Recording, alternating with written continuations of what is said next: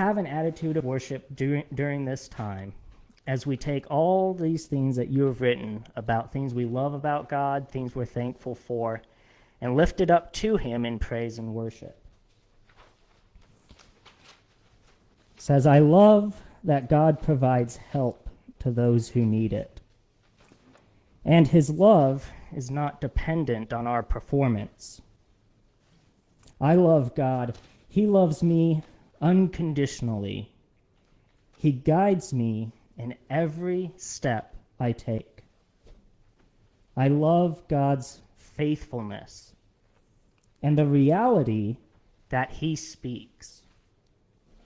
I treasure the experience of God's presence. I will never leave you nor forsake you.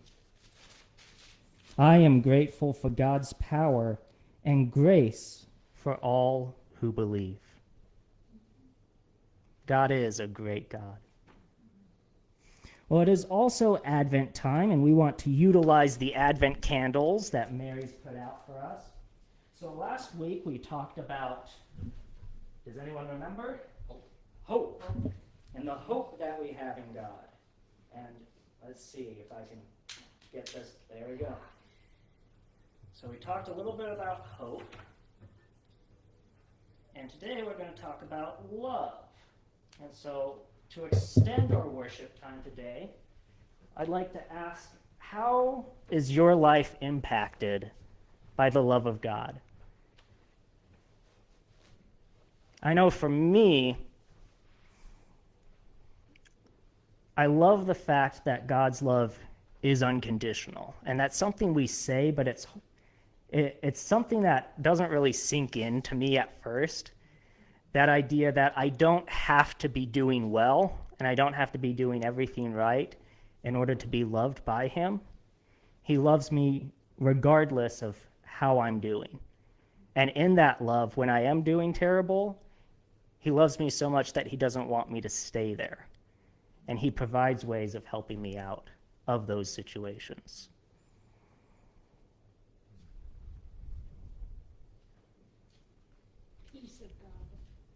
Peace of God. His love gives peace, doesn't it? Under all conditions. Under all conditions. I love that he likens his love to a parent and a child, taking us under his wing, but he counts every hair on our head, just like a parent would be so excited when the baby finds their fingers or toes. He gets excited when we accomplish something or we finally learn a lesson he's been trying to teach us, Yeah. Working so hard on us with. I think that he cares about every detail. He's intimately acquainted with all of our ways. Mm-hmm. He doesn't become annoyed when we share things with him, and he's always got time for us.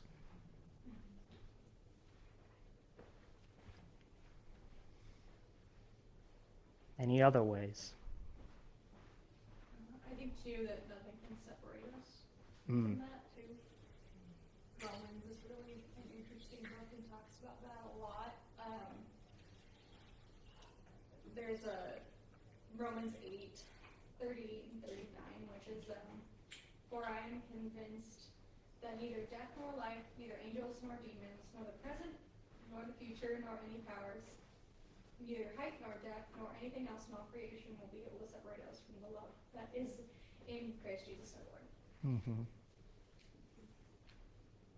I think too that, if you feel separated, you can just kind of, hold on to that because nothing can separate you from that. And that's kind of crazy because people's love is conditional.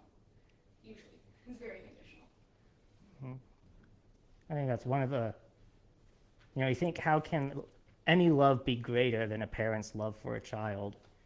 And the fact that God can be in all places at all time allows that love to be accessed anywhere at any moment. And the dogs love that. I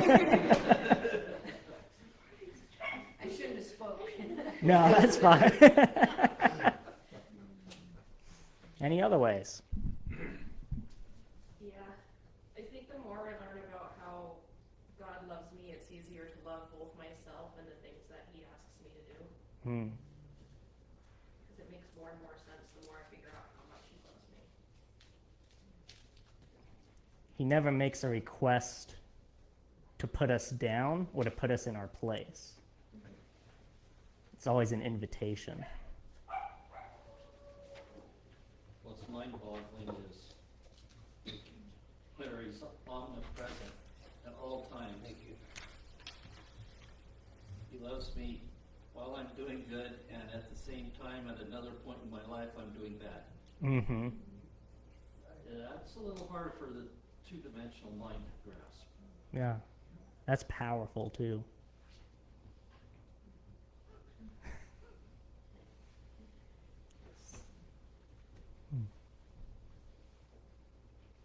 All of us thankful for the love of God.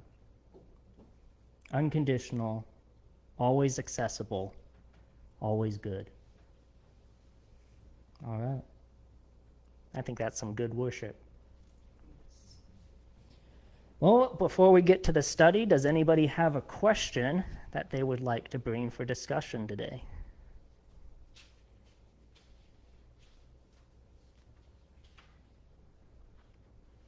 All right. Making my job easy then. Not throwing me any curveballs today. All right, well, let's go ahead and go to Philippians chapter 2. That's what we've been reading through.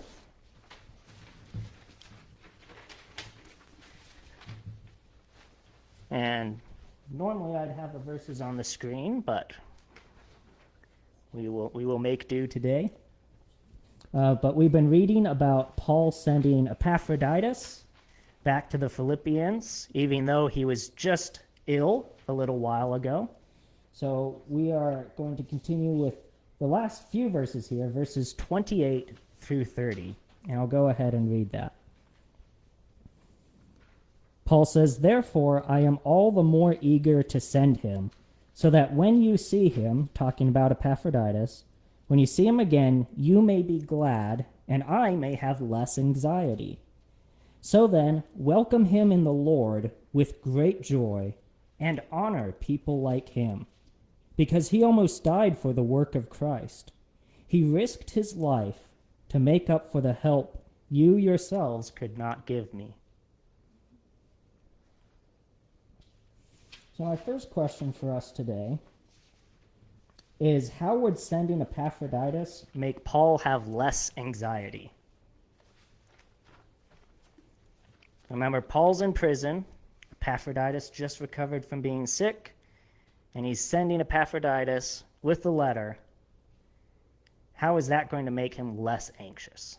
I just think he knew that someone was going to carry on for him and maybe share what he would like to do, but he couldn't do it then. Absolutely.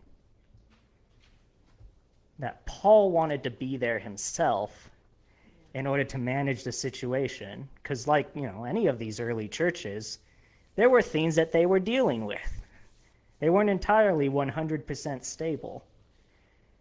And so Paul was probably feeling a little bit of anxiety of, well, I wonder how they're doing over there, and I wish I could be there. So to have Epaphroditus, whom he can trust, be there, probably make me feel a little less anxious too. Says a lot for how confident he was in sending that particular person. Mm-hmm. And that comes through relationship. Did Paul get reports back from him? Yep, he did. And from all the other churches in the area, received reports of how they were doing and what was going on. And that seemed to be the main role of Epaphroditus, was that going back and forth. He was awesome with it. He was, Both though, right? It wasn't just, he's out there, he's, out there, but he's also sending letters back to Paul. mm-hmm. Hey, everything's going great, or I almost died, or, Right. whatever. And that was the last word they'd received, that Epaphroditus is really ill and might die. That was the last thing the Philippians had heard. Paul knew he wasn't standing alone. Mm-hmm. He had a team with him. He wasn't trying to showboat, I can handle this by myself. He had people there to help him. That can be difficult for us to do sometimes. For a lot of reasons, not just because we have to put our pride aside and have to work with other people, but also because it's difficult to build those kinds of relationships with people that go that deep, that Paul would be able to say, I trust you to go back and speak in my place and make sure that everything goes well. There's a level of trust there that has been built in that relationship that is difficult to do, ironically, because we have greater ease of communication today than they had back then. They didn't have to rely on sending letters and messengers back and forth, so it'd be easier for them to communicate, or it's easier for us to communicate now, and yet we find that there are less people who have someone they can trust, let alone multiple people that they can trust, even though we have this greater opportunity of staying in communication with them. So let me ask this, why do you think that is?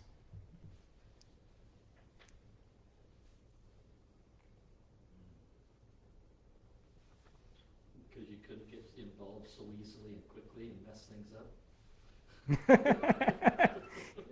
Back then or now? Now, Now. now it's easier to do that. Mm-hmm. So you think some of it was blind trust, maybe? Well, no, back then, the issue would come up and they would have pretty much worked through it before information was passed. Hmm. Now we hear about an issue and we want to provide our great insight to solve it. Okay. So almost that there, because of the lack of communication, there was this greater necessity for people to take on their own independence and handle things. But how then, if you're having greater independence, how would that allow for more trust rather than less trust? Because you would think if you're dependent on someone, that there would be more trust there, because you're depending on them. So how do you think in a culture of greater independence, there was more trust to be found?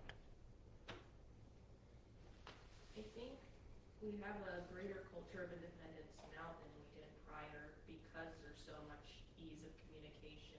There's so many ways to find out information that we can't depend on other people around us to learn new things or do other things. There's so much of a sense of I can do it by myself, and if I can't, I'll just Google it. Right. Instead of I'll go, ask my neighbor, hey, how do I put in a fence post? There's a big difference in it. Mm-hmm. Zach, is the TV not working? No, it's not working again, but I'll keep trying. I'll keep troubleshooting. I tried something new today. It didn't work. I'll try something new next week. I'm sorry, because the TV's working okay. Yeah. I mean, I'll keep working on it. okay, all right. Yeah, I think we're dealing with two different factors here. We're working with a factor of independence, and we're working on a factor of capability. So let's try to graph this out a little bit. This is something I'm thinking through as well. Okay? So we'll have, just a good old graph, and we've got independence, and let's do isolation.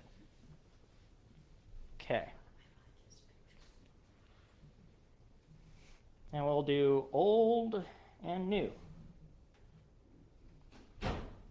Okay, so do you think people are more isolated now or back then? I think now, because like she said, internet, and they do all those things instead of communicating with people, which is sad, I think. I really do. Would we agree with that, or would we say, I think it depends on the person and Okay. how isolated they want to be. Because even for back then, you could completely isolate yourself because you live in a nice house that your father has so graciously handed a business over to you. There's nothing else you need. You have all of this stored up materials. You could cut off all communication and just live in the mountain for a while. Okay. It wouldn't matter. It really depends on the individual and the area. Right. So one of the things we have to remember, so last week I talked about the church and how you can have different individuals within the church. So in this discussion, we want to remember that what we are looking at here are not individual cases, but rather as a whole culture. So as a whole culture, starting with isolation, do you think we're more or less isolated now than they were back then? I really think you could argue it either way. Okay. So maybe about the same, just in different ways? I think there's more opportunities for isolation previously, and there's more opportunities for independence now. I like that. Opportunity for it. Okay, so let's think this through. So let's say isolation the same now as it was then, as a culture. So even though there's greater opportunity now, it's remained the same. Okay, so let's talk about independence then. Do you think people are more or less dependent now than they were in Jesus' time? It depends on what you're asking they're dependent on. Okay. Let's say dependence upon other people, dependence upon peers. Okay.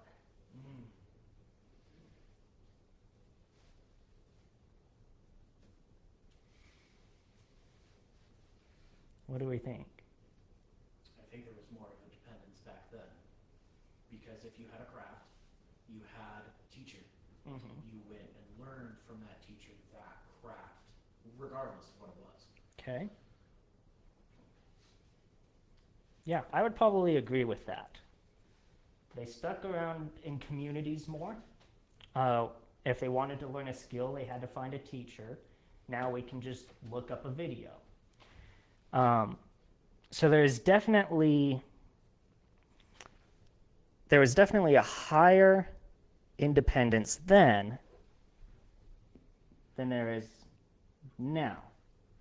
Or that'd be the other way around, wouldn't it? Higher dependence then, less independence, higher independence now. Okay?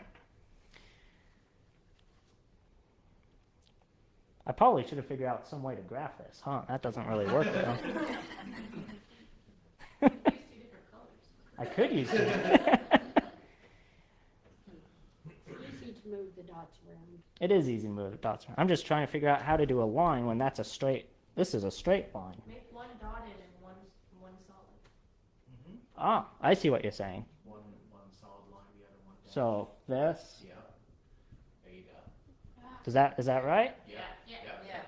Okay. Good, very good. There you go. Okay. So,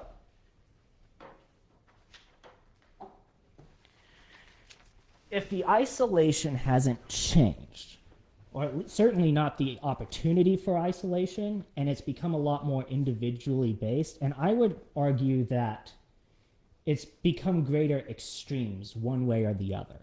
So, whereas back then, as a culture, they all were kind of in the same level of isolation and not isolation, because everything was kind of done within community.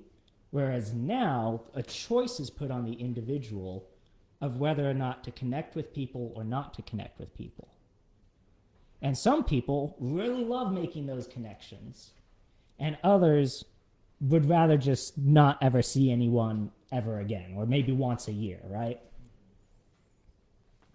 So if we're having kind of this backwards bell curve of isolation, maybe that's the kind of graph I should be doing here. So as far as isolation,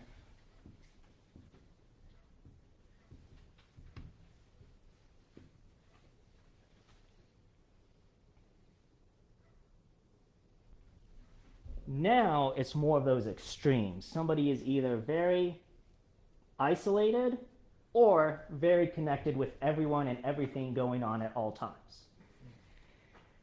Whereas back then, it was few and far between where people were in one of those extremes. Because most people kind of followed the overall consensus. What's that little picture on the right side? This is isolation. So Oh. think of this as like,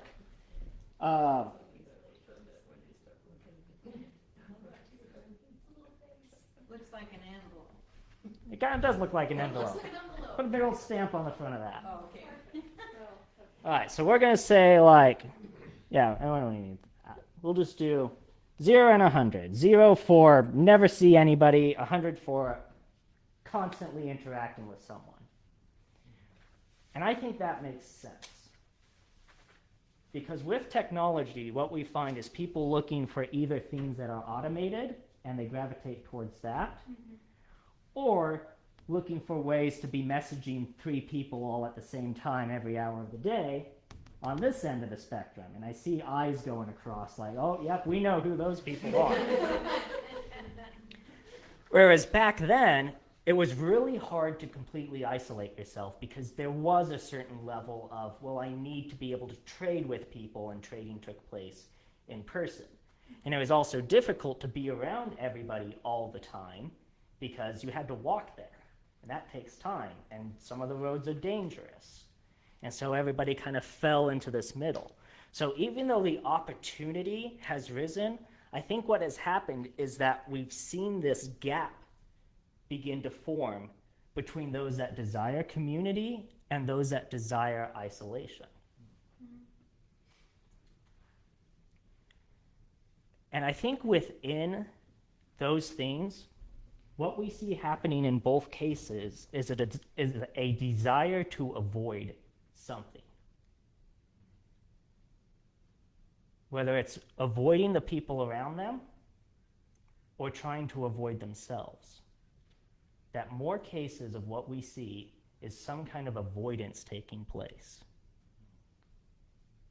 And if we could somehow bridge that divide to bring those people together, well, it might be pretty chaotic and hectic at first. But I think can be something learned from both of those types of people.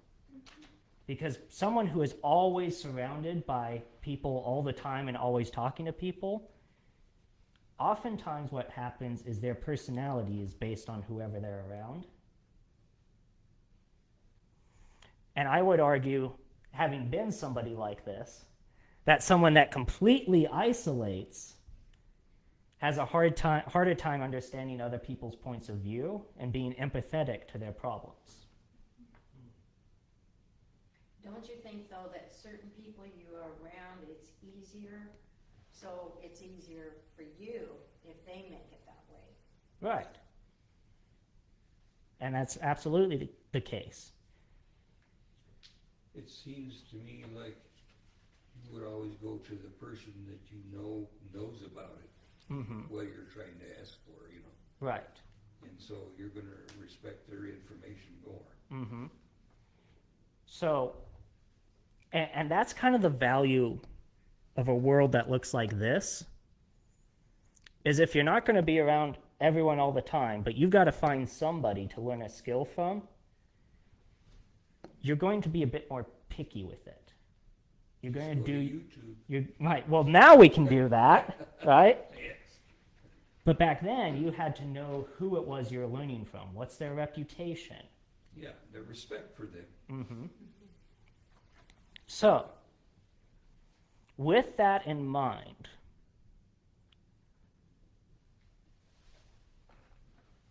on the scale of dependence on others, why do we think there was a greater dependence or a lower dependence, right? Is that what we said? Did we say lower or higher dependence here? Higher. Higher dependence. Why was there a higher dependence here and a lower dependence now? I think the ability to get information ability to get information. It all depends on the subject matter. Mm-hmm. Well, I didn't have the things that we have now. I mean, they depended more on people Right. to learn things. So to take all of this information, let's come back to here and the point that we were coming from, which is that the reason why Paul would feel less anxious about sending Epaphroditus was because he could trust Epaphroditus to do what needed to be done in the Philippian church. And Paul was able to build those kinds of trust relationships with people. How can we look at from where we've come from to where we are now? How can we re-facilitate a culture, or even just in our own personal life, right, even just a personal culture, of building trusting relationships with others? I think we're doing that right here. Okay, how so? Well, because first of all, we trust you, and then everybody that's come together here trusts you too, or we wouldn't be here. So gathering around a leader, perhaps? Yes. That's how the disciples came unto Jesus. And the disciples definitely trusted one another.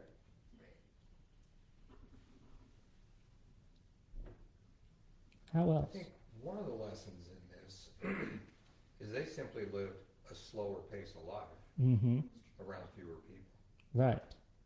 And maybe one of the lessons is, it doesn't matter how much tech we have and how many people we communicate with, you can't replace slowing down and investing in a few relationships, Mm-hmm. which is what our culture's tried to be dismissive of, and for us to reject that. Not altogether, but say it's out of balance. Right, because the only thing that has changed is the opportunity, right? Yeah. The opportunity to isolate or oversaturate, let's use that word. And both of those things are often done with this mindset of speeding things up. Either I'm going to look up things on my own because I can do it faster that way, right? It's easier to just Google something than to find an expert on a subject who can explain it to you. That takes more time. And on the flip side, it's a lot faster to just text all your friends, what do you think about this? And get their input, lots of input, so that, well, I've got lots of different opinions, so I can make a sound judgment off of this. Well, just because it's numerous doesn't mean that it's beneficial. So yeah, I do think that kind of points at the heart of the issue is that pace. Well, I need that information now, rather than using the opportunity to reinforce this lifestyle where we're saying, okay, now I can research an expert a lot easier. Now I can look at somebody's reputation. I can look at their history. And then take the time to go to that person and reach out to them to get the accurate information that I need. And then that can begin to build a trust between you and that person. And I'll say this too, not only to be doing that as the learner, but also to be doing that as the teacher. Right? There is a lot of experience here, shall we say, of people who have things to share, and to take the time to find someone that will listen to what you have to say and build a relationship with that person instead of just kind of throwing it out somewhere to let everybody know what you think, making sure you're finding time to build that relationship with someone that will listen to you. It's like a difference between, because our society looks to industrialize, Hmm. fastest way to do something, when in fact we need to be innovating things. Oh, that's a good point. The difference between industrializing and innovating. Industrializing speeds it up. Innovating improves. Right? Which takes time. A job worth doing is worth doing well.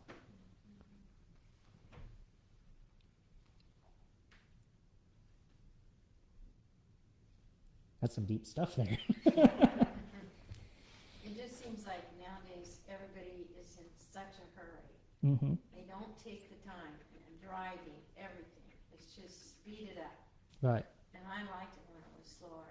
Mm-hmm. Because, well, I got married in 1961 and it was a lot slower than now. Right. Yeah, I thought about that the other day. I was making something and I went, normally people will just go and like over to their neighbor if they didn't have milk or sugar or something and ask them for it, and now you just look up on the internet, substitutes for butter, substitutes for sugar, substitutes for this. And I see it all the time. Yeah. And so it's just an interesting thought to be like, wow, you could do it either way, and both aren't bad necessarily. There's different modes of. It depends on circumstances to a certain degree. If it's something inconsequential, like, oh, I don't have butter, but I've got margarine for this food I'm going to make for dinner tonight, that's not a big decision. No.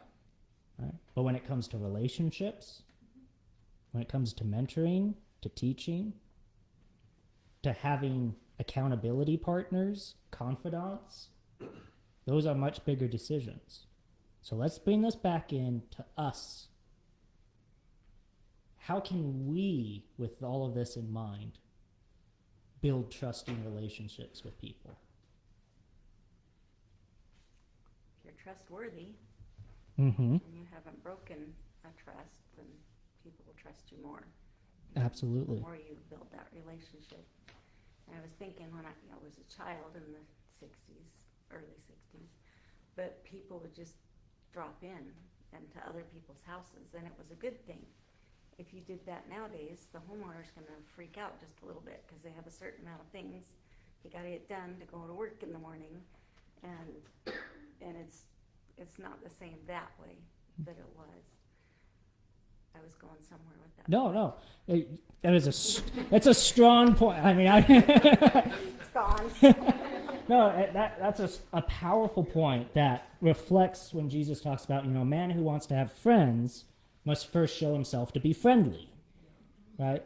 And that's important because when you're looking for a meaningful relationship and looking for trust, the first step isn't finding someone who is trustworthy. The first step is being someone who is trustworthy.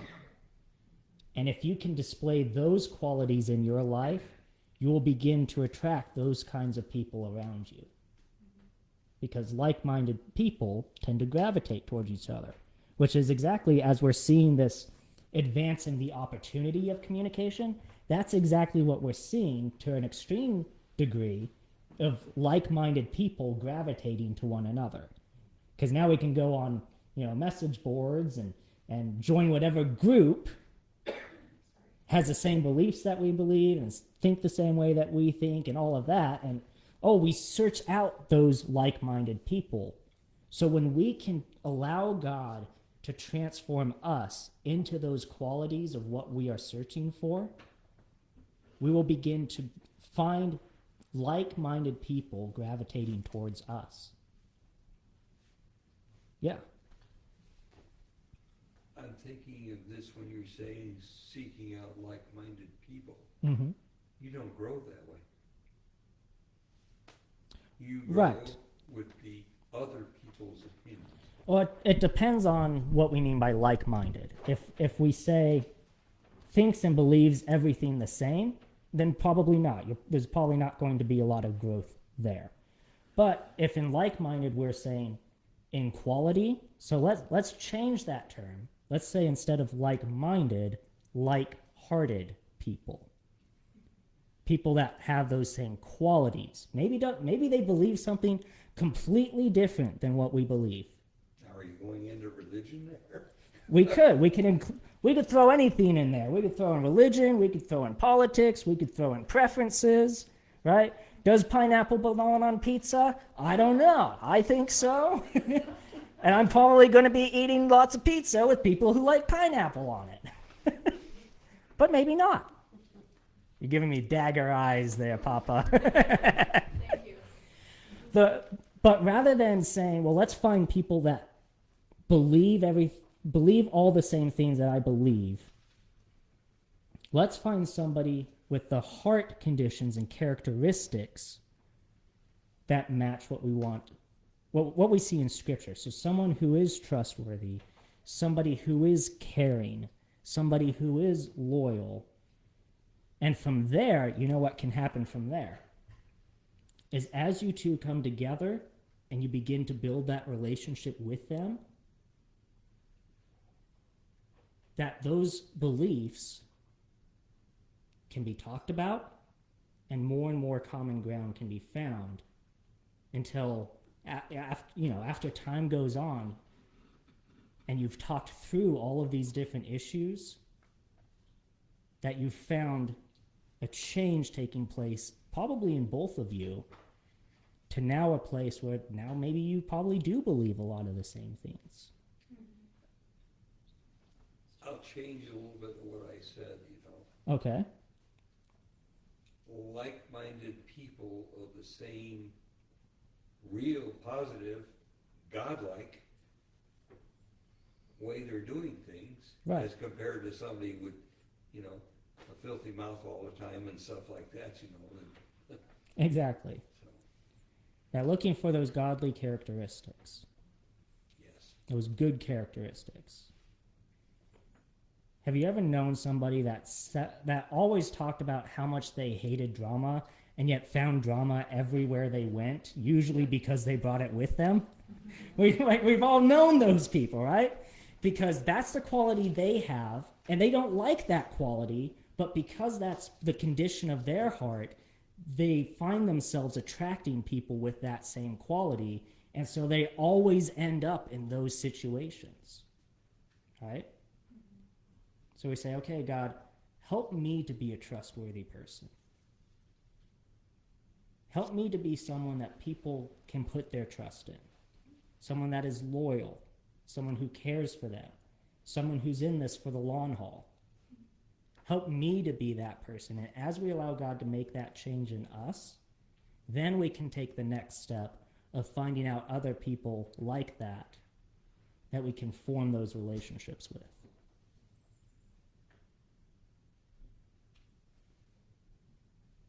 So there we go. We solved the issue. Way to go, everybody. Where was that on this sheet? The rabbit trail. Didn't you see it in the corner there? Well, let's go on to the next question then. And I like this one too. I think this is going to lead us to some good discussion. Paul instructed the Philippians to honor Epaphroditus when he arrived. So should we also honor other people? And how do we honor them without idolizing them? Well, respect them. Mm-hmm. And what does that mean? And as Paul said it to the people that had trust in him, if he said have trust in them, then you're transposing that trust to the other person too. Right. So recognizing, he would want the Philippians to recognize the authority of Epaphroditus that came from being sent by him as Paul. Is authority the right word, or is it have faith in what he's saying is correct? Probably a little bit of both. How does authority figure into it? Because Paul was the founder of the church. Yes. So he would have a certain degree of authority that everyone that was currently leading that church in his absence had been appointed by him. So there is that line of authority. Because unfortunately, during that time period, what it often became, although there were several Christians, they would be like, oh, you're the follower of Paul, because your church was created by Paul, therefore you're the follower of him. And it was usually categorized from leaders. Hmm. And some people only saw authority if the leader directly appointed that authority to another individual. Yeah. Did some people say, oh, that's Saul? Oh, I'm sure he got that everywhere he went. Probably. That's Saul. He's killing Christians. It was probably like, Guys, that was 10 years ago. I've been Paul for a long time now. Yeah, I've been Paul for a long time. Yes, you have. I don't know. Does that kind of rub you the wrong way a little bit to hear about honoring a person? That Paul would instruct the Philippians to honor a person? You're shaking your head no. No, I'm not, yeah, I don't. Okay. I think there's a lot of ways to honor people. I think about specific people in my life that I highly respect, and then I would break down what are the ways that I would honor them.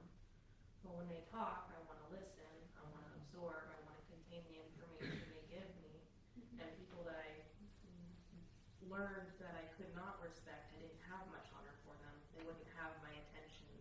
When they say something, I would question it.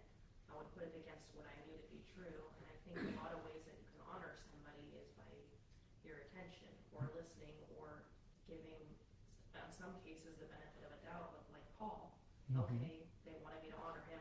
I'll see what he has to say. Right. That's good. It's not closing off your mind from that individual or your words, your thoughts. You're being more open, even though I haven't spent much time with Epaphroditus. If he was to show up, well, he came on behalf of Paul. I'll listen. Mm-hmm.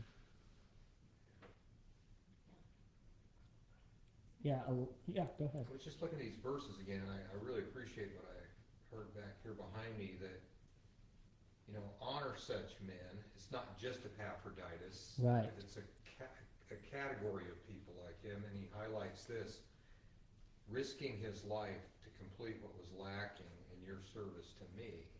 I mean, he's done something noteworthy. Mm-hmm.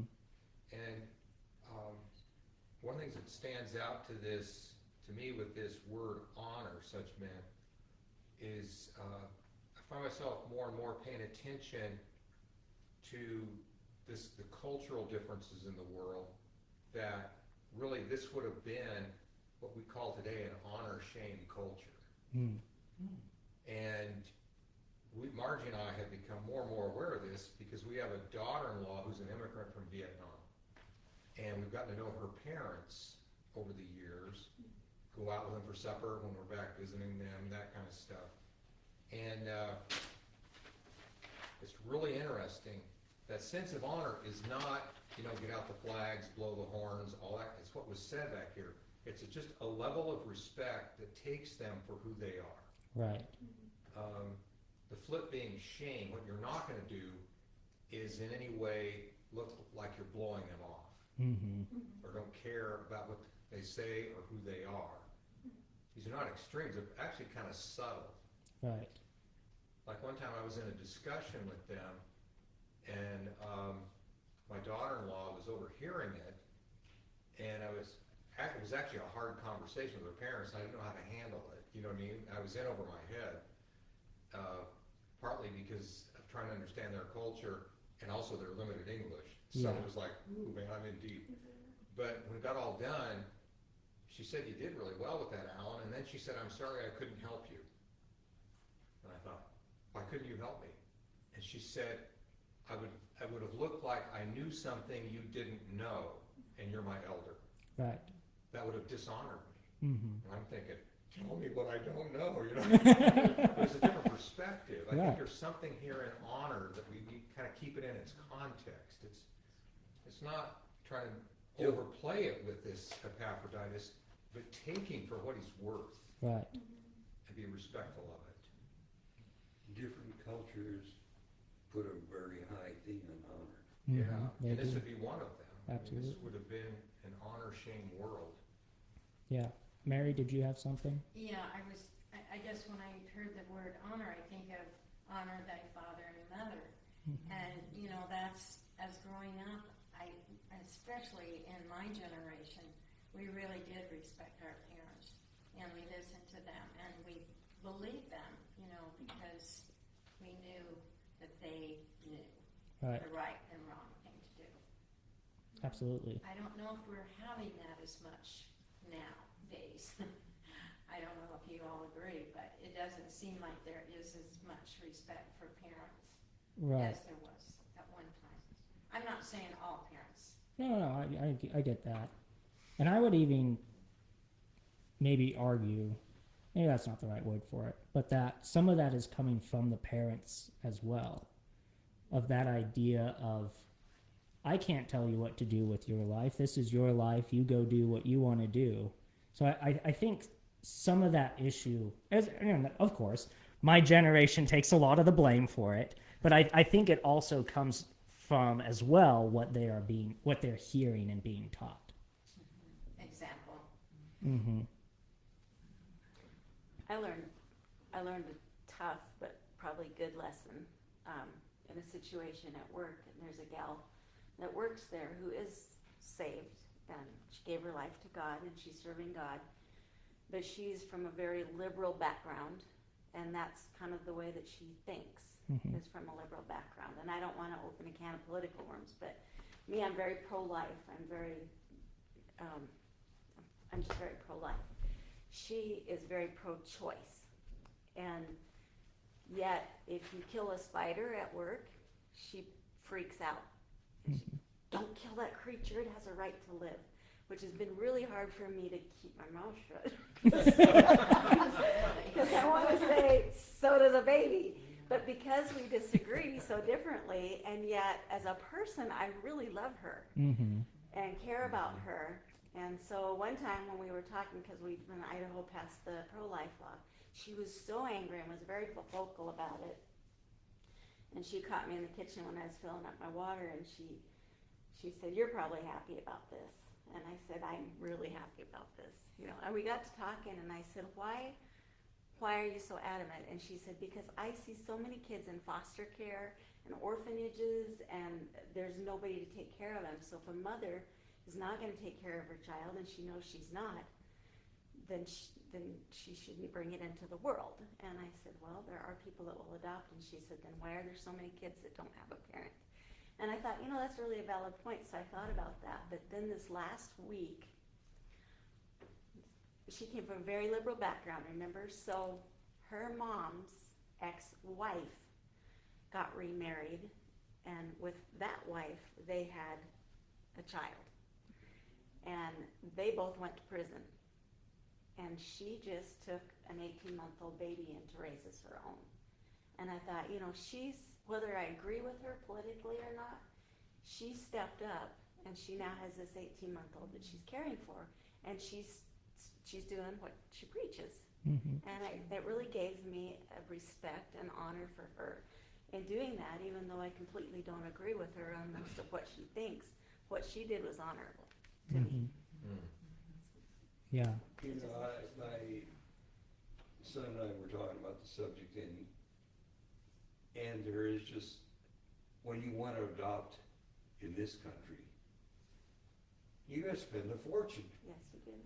And why? It's just the ones that are handling it that have, they're not talking about the kid. No, agreed. Whatever you want to spend on the kid is really important, but not to pay the person that is offering them up for adoption.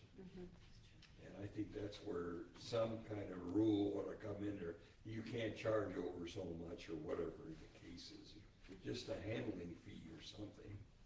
Because that's atrocious, because people are leaving this country to go to China to get a kid, and that's ridiculous too. We got them in this country. What's Dad, that? Yeah. did you have something, Dad? Yeah, I'm going to seek your rabbit trail, so bear with me a second. Okay. Then I can come into it. Well, we've already shown that I'm good at that too, so we're all here for that. I've been over here wrestling on how to go with this honor thing. Okay. Within the military, there are officers and NCOs. Officers are trained how to lead, and therefore you are required to give them honor. An NCO is given rank because he has come to acquire attributes which makes him honorable to lead. So an officer you're supposed to give honor to until but sometimes the honor you're required to give them doesn't match the character of the person who's carrying the honor. and so you have less honor for them. Mm. But if you are in a unit and you are trying to accomplish a task or to learn a task, and somebody from another unit sends somebody to you, say an NCO, to help you, the word honor isn't used, but I have somebody who is highly qualified and can train you in what you're trying to learn. Paul sent this man to Philippians with that kind of a perspective. Right. His word of honor is, I'm not sending you somebody that you have to respect to give honor to. I'm sending somebody with you, to you, who can help you and assist you. I have confidence in this man and what he can help you with, to where give him honor when he comes. Mm-hmm. And that ties back to what was being said about how because he risked his life, right? He almost died for the work of Christ. He risked his life. Because of that, he is honorable, because of the character that he has shown. And that ties into, right, again, that category of the types of people we should be showing honor to. Look for the characteristics, not just because Paul sent him, right? Not just because you're told to.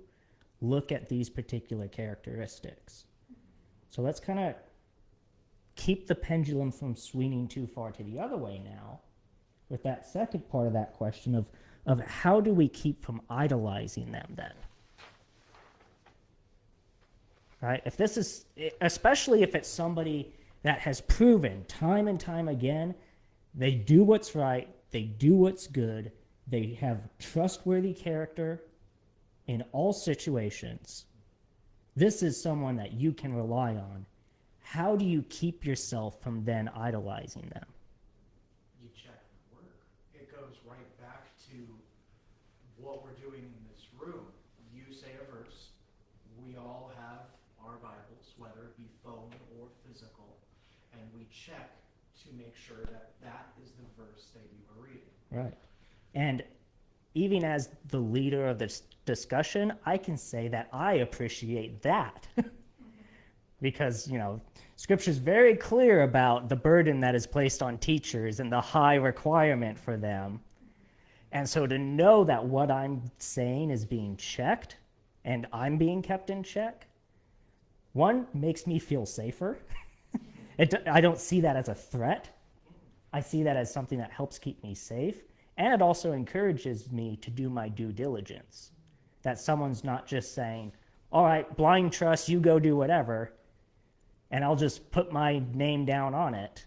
It's saying, no, we're going to be checking the whole time. So I think a fantastic example of this in Scripture is with the Berean Christians, right? So the Bereans were seen as having noble character because when somebody came, I believe it was Paul, came and preached to them. Again, you guys can check me on that. It was either Peter or Paul. I believe it was Paul. Came and preached to the Bereans. It said, first there's the honor part, right? They listened to everything that he taught. They gave him the platform. They gave him the podium. Right? You speak, we'll listen. There's the honor. And then they would check everything that he said to make sure that it aligned with the Scriptures. That's how you keep from the idolization. Right? That's how we can prevent Christian celebrities, as I often call them, from being the basis of our theology. Right? Oh, I read this book and it's from this person and they're very charismatic and I love the way that they talk, I love the way that they write, and so I'm just going to believe everything this book teaches me. Well, does it also line up with your... Did you find the Bereans there? Yeah, it's Paul and Silas. Paul and Silas that went to speak to them. I have to Google it. That's fine. Should I check that source too? She's got the source. Acts 17. Sorry. Yeah. Also, I had a thought too, is that, you can't really idolize leaders if they have the same sin nature that you do. Right. Remember that they're still imperfect. They're still. Well, and that's what also comes from talking in this room.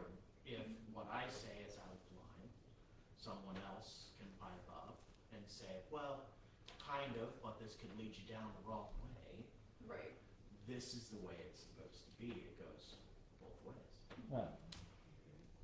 Well, Jesus isn't here, so we can all be infallible. He's here.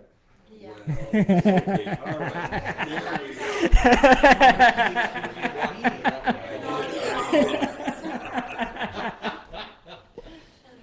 Oh, yeah, go ahead.